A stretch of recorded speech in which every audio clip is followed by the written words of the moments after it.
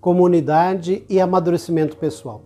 A comunidade deve ser uma escola de amor fraterno que ajuda a crescer para a amizade com Deus, na medida em que cresce o amor para com os irmãos e irmãs e por isso mesmo torna-se também lugar de crescimento humano.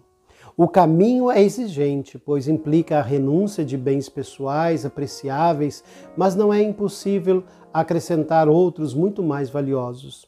Isto é demonstrado suficientemente por uma multidão de santos e santas maravilhosas, figuras que mostram com a consagração não se opõem ao verdadeiro progresso da pessoa humana, porém, por sua natureza, lhe é de grandíssima valia. O caminho para a maturidade humana, premissa para a irradiação evangélica, é um processo que não conhece limites, porque comporta um enriquecimento tão somente dos valores espirituais, mas também dos de ordem psicológica, cultural e social.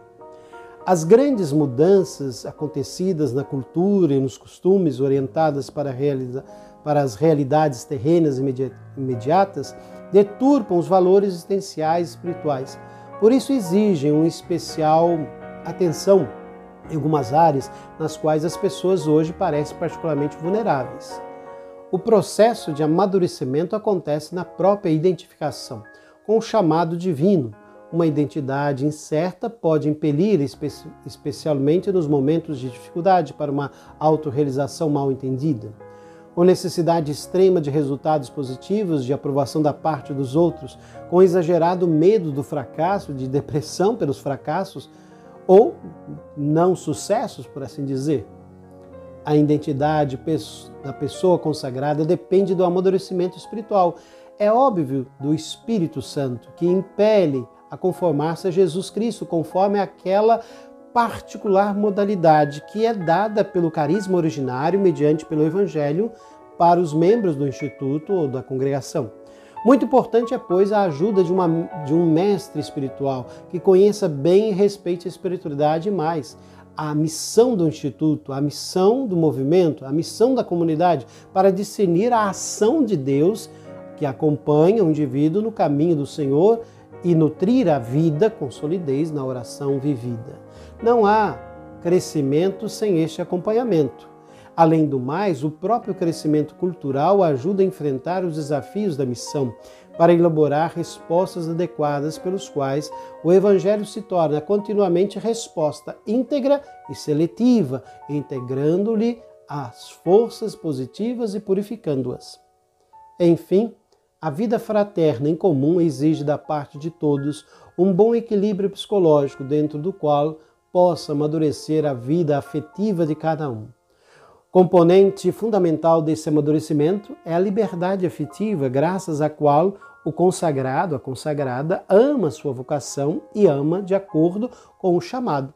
É justamente essa liberdade e maturidade que permitem viver bem a afetividade, tanto dentro como fora do convívio diurno na comunidade. Amor à própria vocação, sentir o chamado como uma razão válida de vida e entender a consagração como verdadeira realização que proporciona verdade e bondade para a própria existência. Tudo isso torna a pessoa forte e autônoma, segura da própria identidade. Reforça também o vínculo que liga o consagrado aos outros com os quais ele compartilha o mesmo chamado, com relações e laços de amizade e fraternidade indiscutíveis. Amar a vocação é amar a igreja, é amar o próprio instituto, ou movimento, ou congregação, ou comunidade.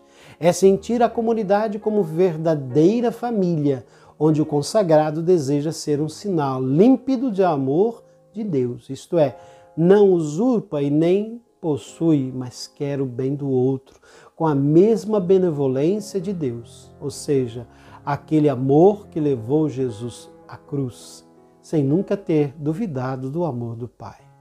Por isso, nesse último vídeo, que nós possamos viver bem a nossa vocação. Fiquem todos com Deus.